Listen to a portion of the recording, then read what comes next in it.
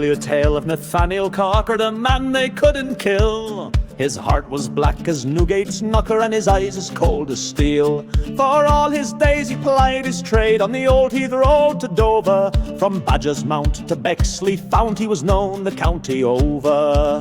When he rode out with pistols drawn, his looks made brave men wither. The meanest rogue that ever was born, he would shout, stand and deliver. He was such a shot, he couldn't miss, and as his victims cursed, from the ladies he would steal a kiss, and from the gentlemen a purse. Mounted on his sturdy steed, he would wish them best of day. Then laughing he would take his leave, and would canter on his way. The men he robbed would rant and rave, their anger fit to bust, and swear to see him in his grave, but the ladies they just blushed. One day Nathaniel fell in love with a maid called Blue-Eyed Sue. Her eyes shone like the stars above, and she promised to be true. She led him to a harvest rick, but she was just a bait. It was just a heartless trick, the king's men lay in wait. Now Nat put up a noble fight, but he stood not a chance.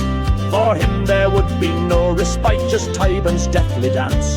The crowd that thronged by Tyburn Tree was the biggest ever seen, as the common folk and gentry congregated on the green. Many a penny was stolen that day, and many a sovereign made, and many a whore made a fortune, they say, as they plied their nefarious trade. Buy a hang doll for a shilling, you could hear the vendors cry, or place a bet if you are willing on how long he'll take to die. So as the noonday hour struck at St. Martin's in the field, Nathaniel summoned all his pluck, and to the gallows he did yield. The hangman fixed the noose in place, and the crowd began to cheer. Nat had a smile upon his face, he showed not a trace of fear. The hangman pulled the iron catch that he'd forgot to grease, and realized that the wooden trap just wouldn't be released. The crowd gasped in disappointment, and Nathaniel did grin, as the hangman called for ointment for to grease the sticking pin. So once more he did try again, and the pin slid out quite smooth, but the crowd all hollowed in disdain as the trapdoor didn't move. This time the hangman realized 'twas but a rusty hinge. He beat his brow and rubbed his eyes, the failure made him cringe. His reputation on the line, he became a nervous wreck, as he endeavored one more time to stretch Nathaniel's neck.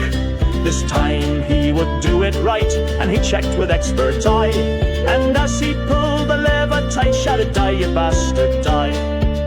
But as the trapdoor fell away, the crowd as one did gasp, and it proved not to be the day that Nathaniel breathed his last. For as he fell towards the ground, not a single word was spoke, 'cause all the crowd that gathered round could see the rope had broke.